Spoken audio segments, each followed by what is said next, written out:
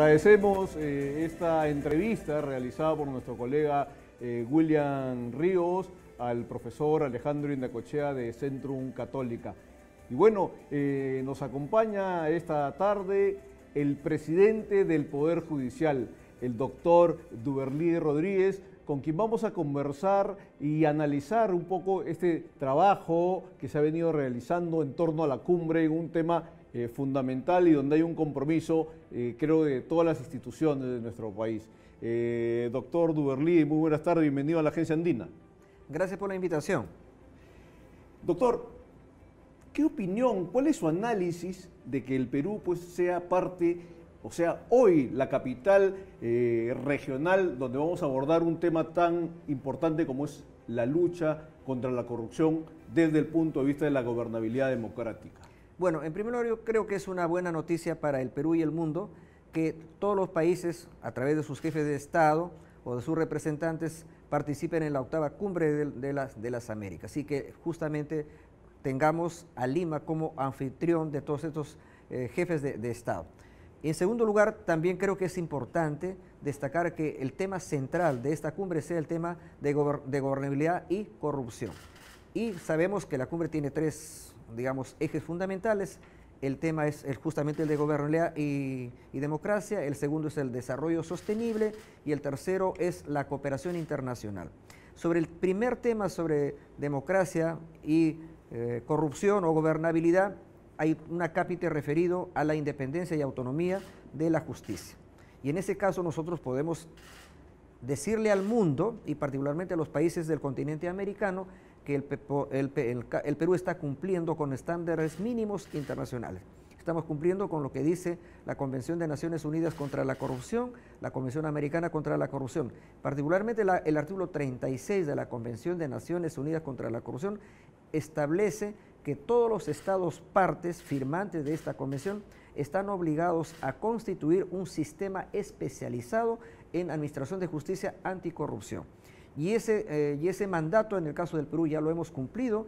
A partir del 31 de marzo del año 2017 vamos a tener una ceremonia de celebración del primer aniversario de este sistema anticorrupción que está funcionando ya muy bien. Lo coordina una mujer, la doctora Susana Castañeda Osu. Tenemos varios juzgados del Sistema Nacional Anticorrupción trabajando, salas de apelaciones y además a nivel nacional tenemos que implementar juzgados anticorrupción en las 35 cortes que tiene el Poder Judicial.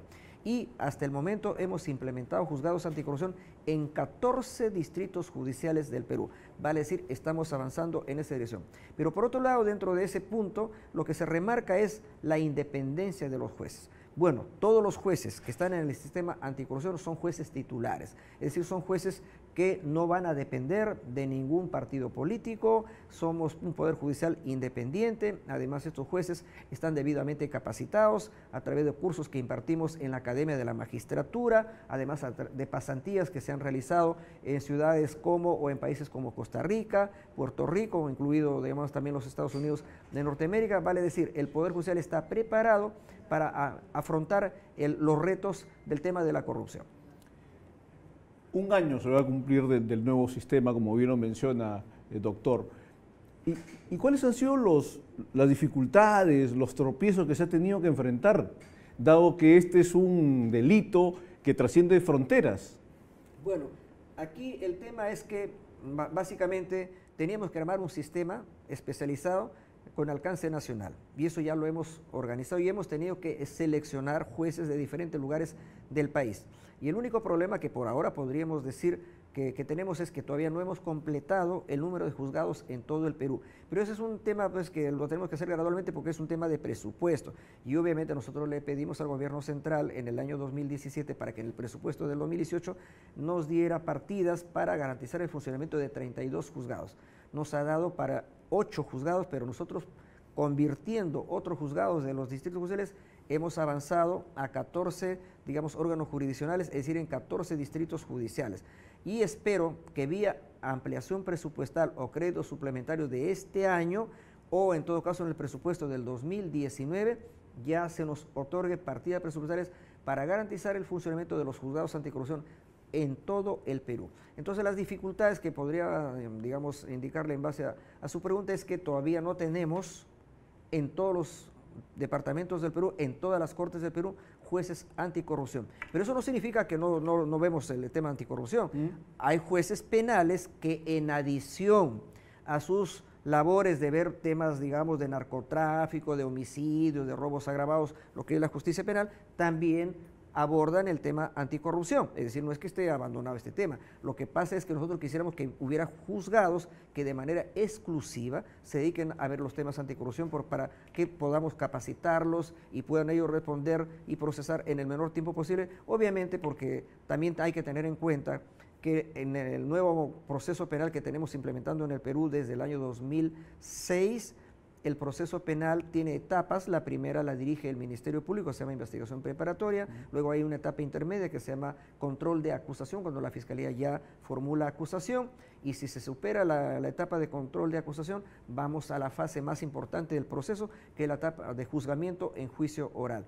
Entonces, todo este, digamos, proceso obviamente requiere de capacitación para los jueces, pero fundamentalmente para los fiscales. Entonces, también la ciudadanía tiene que entender que el sistema de justicia tiene instituciones que cada una tiene un rol. Le toca investigar y acusar al Ministerio Público, al Poder Judicial le toca solamente juzgar. Entonces, eso también tiene que quedar un poco establecido, porque a veces la ciudadanía confunde que el Poder Judicial hace de todo y el Poder Judicial no hace todo. El Poder Judicial es un órgano, digamos, independiente, imparcial, que resuelve las solicitudes de las partes, particularmente del Ministerio Público o también de la parte investigada o acusada. De lo señalado, si el sistema lleva más o menos un año, en muchos casos una investigación tarda de un año o más, año y medio aproximadamente. Así es, pero ese no es un tema que, digamos, un poco como que comprometería al Poder Judicial. Como le he dicho, sí, claro, la investigación es, digamos, corre a cargo del Ministerio Público. Para decirlo en concreto, el dueño de la investigación es el Ministerio Público, como el dueño de la acusación es el Ministerio Público. Y si ellos se demoran, digamos, fuera de lo que es lo que llamamos un plazo razonable, es responsabilidad del Ministerio Público. Pero tampoco en este caso yo quiero, digamos, hacer una suerte de acusación al Ministerio Público. No, yo también soy consciente que el Ministerio Público, supongo que no tiene todo el apoyo económico que se requiere para que ellos pudieran realizar su investigación en el menor tiempo posible, porque eso significa tener más fiscales, significa tener más peritos, significa, digamos, varios temas que tienen que ser resueltos, pero yo creo que gradualmente estos se van a ir resolviendo. Ciertamente estamos haciendo con ello camino al andar, ¿no? Porque, o sea, hace un año hemos iniciado en el Poder Judicial este sistema. Años atrás se hablaba, se decía, pero no se lograba concretar. En la mirada hacia el futuro, justo ya viene el debate del proyecto presupuestal, donde esperemos pues que los requerimientos estos sean aprobados en el Parlamento. Así es, pero sobre todo tienen que ser hechos suyos por el Poder Ejecutivo, porque si el Poder Ejecutivo no, digamos, lo avala a través del Ministerio de Economía y Finanzas, el Poder Legislativo tampoco los puede incorporar de oficio. Entonces, la primera gestión que tenemos que hacer es con el gobierno central, y yo creo que el presidente de la República, el señor Martín Vizcarra, y el propio presidente del Consejo de Ministros, don César Villanueva, ya han expresado una voluntad política de poner la lucha contra la corrupción en el primer lugar de la agenda. Entonces, si eso es así, también tiene que traducirse en términos prácticos con partidas presupuestales para garantizar el buen funcionamiento del sistema anticorrupción del Poder Judicial, pero fundamentalmente del Ministerio Público. Sin duda creo que una vez entregado este compromiso de Lima, donde va a haber una suscripción de los jefes de Estado y de gobierno, la semana siguiente estoy seguro que ya estará usted reuniéndose pues con los representantes del Poder Ejecutivo para viabilizar esta necesidad. Efectivamente, mire, como le he indicado, yo por el momento soy el presidente de la Comisión de Alto Nivel Anticorrupción, que es una dependencia del Estado que está integrada por el Parlamento, por el Congreso de la República, por el Poder Judicial, por el Ministerio Público, por la Contraloría General de la República, la Defensoría del Pueblo, el Consejo Nacional de la Magistratura y además por la sociedad civil, por ejemplo por la Iglesia y también por las universidades, por los gremios laborales, la CGTP y también por los gremios empresariales como la CONFIEP. Es decir, todos están representados en la CAN. Y justamente hemos convocado para el día lunes a las 3 de la tarde en Palacio de Gobierno, con la autorización obviamente del presidente del Consejo de Ministros, don César Villanueva, para tener una reunión de la CAN donde vamos a aprobar el Plan Nacional de Integridad y de Lucha contra la Corrupción, para ponerlo a disposición del Poder Ejecutivo para que mediante decreto supremo lo apruebe y ya se convierta en un instrumento, digamos, formal para que... ¿Ha estado presente en la...? Sí, la coordinadora general de la CAN, que es la doctora Susana Silva Hassenbach, sí. Ella ha estado participando en los eventos, en las reuniones preparatorias de la ¿cómo se llama? De la convención, perdón, no, es de la... de Compromiso de Lima. Del Compromiso de Lima. Del Compromiso de Lima. Entonces, ahí se están viendo varios puntos y entre otros, un tema que me interesa como Poder Judicial. Es el tema de la cooperación internacional, sobre todo en materia judicial.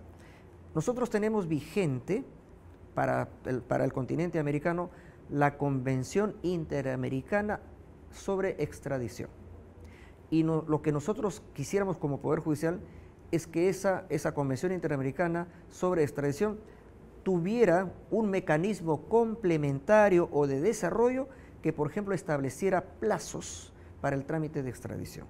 Porque por ahora, digamos, cualquier país requiere a otro país la extradición de una persona que es, digamos, requerido por la justicia, y resulta que tenemos que armar, digamos, un cuaderno de extradición, enviarlo por el conducto que corresponde, a veces hay tratados de extradición entre los dos países, pero no se dice, por ejemplo, si ahí vamos a tener un plazo para que esto sea, digamos, resuelto en un plazo oportuno, porque si no corremos el riesgo que ocurra lo que ha ocurrido tiempos atrás, que un proceso de extradición dura 4 años, 5 años, y eso no le hace un favor a la justicia, porque para la ciudadanía eso es prácticamente una suerte de encubrimiento, claro. O también ellos piensan que va a haber impunidad. Entonces yo creo que los estados tienen que ratificar un compromiso de simplificar los procesos de cooperación judicial internacional y particularmente en el tema de la extradición, que es un tema que como presidente del Poder Judicial me preocupa. Y estos plazos, a manera de explicación, se dan dependiendo del país. Exactamente. ¿Ok? Por ejemplo, eso también depende de la voluntad política de los sistemas de justicia de cada país. Por ejemplo, en el caso nuestro, cuando nosotros recibimos un requerimiento de extradición de otro país, le digo con absoluta franqueza, no nos demoramos más de medio año. 3 meses, 2 meses, porque claro, se tiene que seguir los pasos que establece el Código Procesal Penal en materia de cooperación judicial internacional. El juez tiene que hacer una audiencia, luego el expediente sube a la Corte Suprema, se hace una audiencia de extradición, etcétera, etcétera, se remite al Poder Ejecutivo. Todo eso lo hacemos, pero no nos demoramos más allá de lo que podríamos llamar un plazo razonable. Pero eso no hay reciprocidad por parte de otros países, particularmente de los Estados Unidos de Norteamérica. Entonces nosotros quisiéramos que si todos los países del continente americano hemos firmado el convenio interamericano sobre extradición, es absolutamente legítimo que este convenio sea complementado, sea perfeccionado, sobre todo poniendo plazos.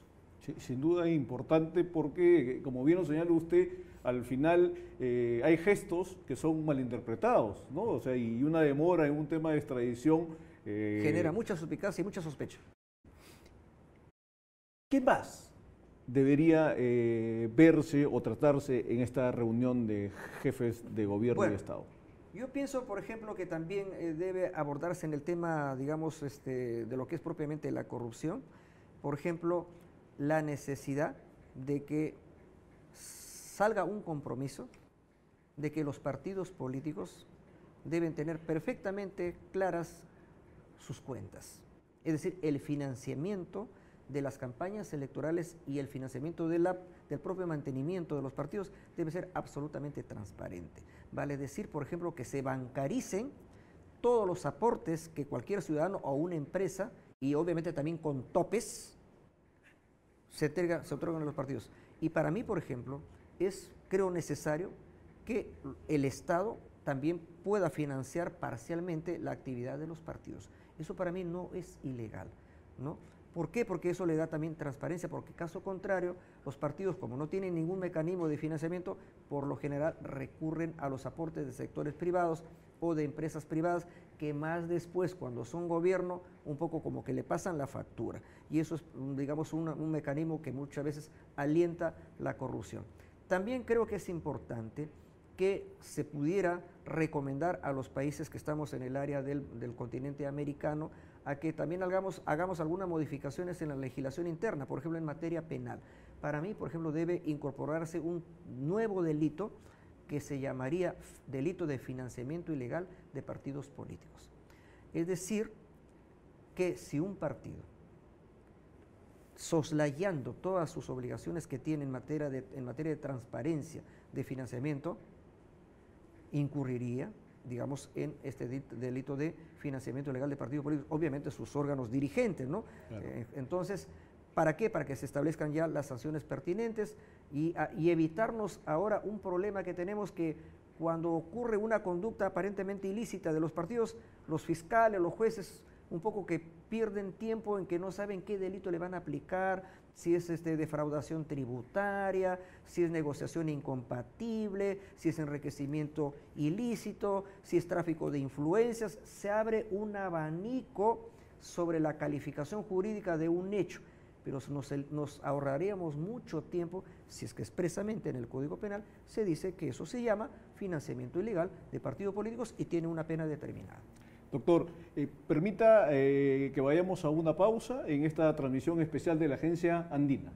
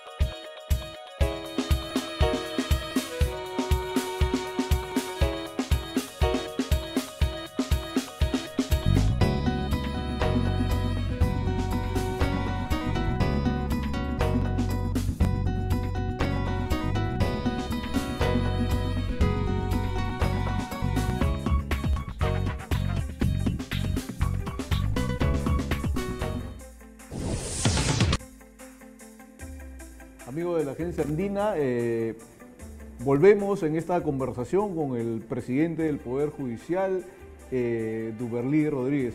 Doctor, permítame retomar este tema que veníamos conversando antes de la pausa, y es el planteamiento que usted hace, pues, de tipificar, ¿no?, un nuevo delito para imputar este financiamiento a veces ilegal de los partidos políticos. Y la Comisión Especial ¿no tiene la posibilidad de presentar una iniciativa legal al respecto? Bueno, dada la composición plural y de organismos del Estado del más alto nivel de autoridades, es absolutamente pertinente que nosotros en el seno de la CAN aprobemos propuestas legislativas que las estamos trabajando, ¿no? Don Fernando Tuesta, por ejemplo, está trabajando en esa línea. Tenemos un equipo trabajando ahí las propuestas legislativas para el tema, por ejemplo, de la modificación o de tener una norma complementaria sobre la Convención Interamericana sobre extradición, ¿no? Entonces, vamos a preparar esa propuesta. Estamos trabajando también, por ejemplo, una ley sobre extinción de dominio, que se llama, y hay varias propuestas legislativas. Entonces todo eso lo estamos trabajando y las vamos a poner a consideración de la CAN para que las apruebe y entonces las pongamos a consideración del Poder Legislativo, que es parte de la CAN, de tal manera que es viable, no es ninguna, digamos, utopía que esto lo pudiéramos procesar, pero obviamente finalmente va a depender de la voluntad política, de la decisión política de las bancadas parlamentarias que están representadas en el Congreso. Sin duda esperemos pues de que esta octava cumbre que se realiza en Lima reviva esos compromisos que yo creo que sí existen a nivel del Poder Ejecutivo, del Poder Legislativo, del Poder Judicial y de las instituciones que forman parte de toda nuestra sociedad. Claro, porque mire, si se va a aprobar un documento que se llama Compromiso de Lima, exacto, el compromiso pues es comprometerse a tomar acciones, a tomar medidas. Y ese compromiso lo van a asumir los jefes de Estado que van a asistir a esta cumbre que se va a inaugurar mañana a las 6 de la tarde y que va a tener toda una sesión plenaria el día sábado. Entonces, cuando ya se suscriba el compromiso de Lima, digamos en horas de la tarde y luego se lo difunda, yo espero, por ejemplo, que estén incorporados en el compromiso de Lima, uno, el tema siempre de la ratificación de la independencia del Poder Judicial, de los jueces; dos, por ejemplo, el tema del compromiso de marchar hacia elaborar un mecanismo complementario para una adecuada implementación de la Convención Interamericana, por ejemplo, sobre extradición. Entonces, porque si no se acuerdan medidas concretas, queda como siempre se ha tenido una percepción de algo gaseoso, que se reúnen nada más los jefes de Estado para un abrazo, para una fotografía, y yo creo que lo que la ciudadanía del Perú y de América exige es hechos concretos y resultados. Entonces tenemos que comprometernos en esta lucha contra la corrupción que no se tiene por qué perder. Sin duda lo que usted señala es completamente cierto. Ya en los foros que se han venido desarrollando, en el foro de la sociedad civil, en el foro de los jóvenes, en el foro de los pueblos indígenas, la coincidencia es que pasemos de la palabra a la acción, ¿no? Y lo que usted señala ya es una necesidad de que los acuerdos y que se adoptarán en este fin de semana pues puedan aplicarse lo más rápido posible. Efectivamente, eso es lo que esperamos. Doctor, y en el marco de esta reunión de la octava cumbre, tengo entendido de que usted va a sostener una reunión o van a firmar un acuerdo con la Organización de Estados Americanos. Efectivamente tenemos la visita del señor Almagro, que es el secretario general de la Organización de Estados Americanos. Yo hoy día lo saludé con motivo de la firma de un convenio que la OEA ha firmado con el Tribunal Constitucional. Y nosotros también tenemos preparado un convenio para firmarlo con la OEA, y eso lo vamos a firmar el día de mañana en el Hotel Westin a las 10 de la mañana. De tal manera que también vamos a tener una firma de un convenio con la OEA a fin de que la OEA se comprometa a ayudarnos en temas medioambientales, en temas de corrupción, en todo lo que marca la agenda, digamos de estos momentos, tanto en el Perú como en el mundo. Sin duda, el abanico de acción que debe enfrentar el Poder Judicial cada vez es mayor y se requiere un proceso de capacitación, un proceso de poder enfrentar estas nuevas acciones o delitos que se presenten. Efectivamente, tenemos varias tareas, varios compromisos por delante como Poder Judicial. Por ejemplo, el segundo punto que se está viendo en el tema de la agenda de la cumbre es, por ejemplo, el tema del desarrollo sostenible. Exacto. Y el desarrollo sostenible significa de que hay que ir hacia un desarrollo económico en los países, pero un desarrollo con equidad. Pero cuando hablamos sostenible, significa que tenemos que hacerlo sin afectar el medio ambiente. No sacrificar el futuro de las nuevas generaciones por el bienestar de las actuales generaciones.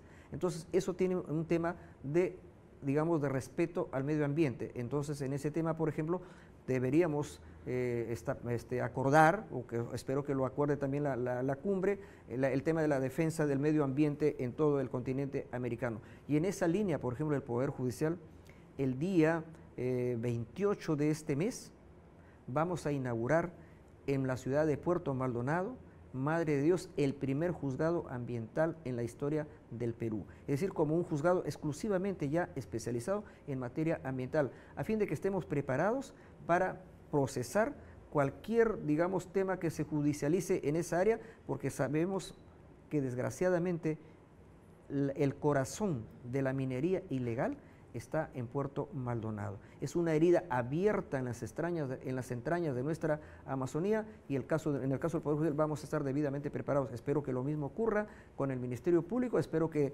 el Ministerio del Ambiente, una vez que pase esta cumbre, podamos tomar la decisión, sobre todo por el lado del Ejecutivo, de enfrentar, pero de manera decidida y definitiva, la minería ilegal, que es un delito madre que trae aparejado trata de personas, lavado de activos, contrabando, etcétera. Es decir, que ha generado un mundo de crimen organizado en esa zona, y yo creo que es ya tiempo de que el Poder Ejecutivo, todas las autoridades del Perú, nos comprometamos a poner fin a ese tema de la minería legal en Puerto Maldonado, que está destrozando nuestra Amazonía, que es un pulmón de América y del mundo entero.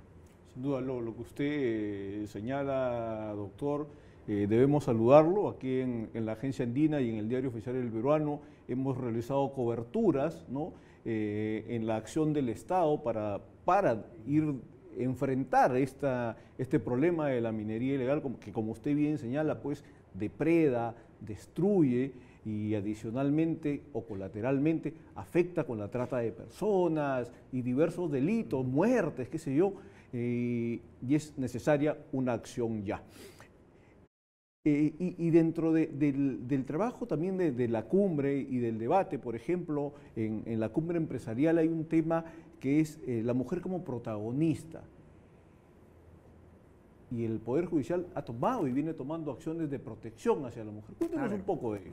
Sobre el tema, digamos, del aspecto, digamos, empresarial o de emprendimiento, de mujeres emprendedoras que pueden incursionar en el mundo de las empresas, eso es un tema que, digamos, lo están abordando también en el seno de la cumbre, y hoy día en la noche voy a asistir, digamos, a una cena que me ha invitado, digamos, el sector empresarial que participa en la cumbre. Pero como Poder Judicial, nosotros estamos viendo el tema de la violencia familiar y particularmente la violencia contra la mujer o la violencia de género.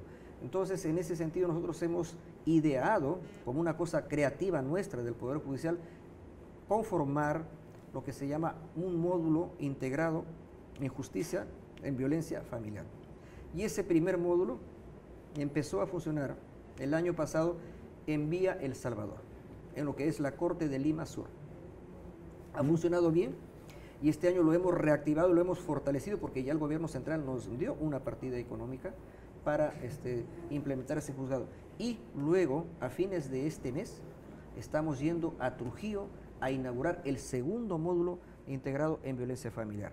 No es una solución total, no es una solución definitiva, pero el Poder Judicial está ya dando respuestas adecuadas a este fenómeno, que yo creo que tenemos que ponerlo siempre en la agenda de cualquier institución.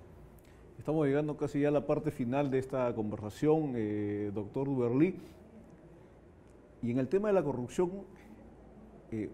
algo que nos ha afectado ha sido el tema Odebrecht. Y el Poder Judicial tiene ahí todo un reto. Gracias. ¿En qué condición están, por ejemplo, los cuadernillos de extradición del presidente Toledo o del expresidente Toledo? A ver, el tema de la investigación sobre el expresidente Toledo está siempre bajo las manos del fiscal, me olvidé ahorita el nombre del señor fiscal, y obviamente se ha solicitado, digamos, la extradición. Ya se ha armado, digamos, el cuaderno, y eso tiene que ser traducido al idioma inglés, porque se va a remitir a los Estados Unidos de Norteamérica. Entiendo yo que la Fiscalía está ya terminando la traducción, porque en materia de extradición la autoridad central la tiene el Ministerio Público a través de una oficina de cooperación internacional y de extradiciones que está a cargo del doctor Alonso Peña Cabrera Freire. Entonces, una vez que hayan terminado ellos la traducción, ya será remitido por conducto diplomático, vale decir por la Cancillería, al Departamento de Estado de los Estados Unidos, que lo derivará al Departamento de Justicia y luego a un juez federal. Obviamente todo ese trámite es bastante prolongado, no es de un día para otro, pero yo espero que la Oficina de Cooperación Internacional del Ministerio Público por lo menos acelere un poco el tema de la traducción, pero obviamente pues eso también depende de si tienen la cantidad suficiente de traductores, porque un cuadernillo de extradición por lo menos tiene más de 2000 páginas, ¿no? Entonces espero que eso sea rápidamente, digamos, traducido a fin de que sea remitido. Y espero que también la investigación del fiscal, que ya me acuerdo de su nombre, Hamilton Castro, ¿no? Entonces también avance la investigación y para que en su momento, si la Fiscalía encuentra los elementos necesarios para acusar, también formule acusación, porque no se va a pasar años de años solo en investigación. No, los procesados son procesados, pero también tienen derecho los procesados. Y uno de sus derechos es a que toda investigación no se haga violando un principio procesal que se llama el plazo razonable. A ninguna persona lo pueden tener de por vida investigado, de por vida acusado. No, todo tiene sus plazos y que incluso se vencen. Entonces yo espero que en este proceso, digamos, se cumplan o se respeten los plazos. Bueno, agradecemos que nos haya acompañado esta tarde, doctor Duberly Rodríguez. Esperamos tenerlo nuevamente aquí en la Agencia Andina. Y amigos, agradecemos que nos hayan seguido esta tarde en esta transmisión especial que venimos realizando en Andina, canal online de la Agencia de Noticias Andina, por esta 8ª Cumbre de las Américas. Muchas gracias. Nos vemos hasta el día de mañana.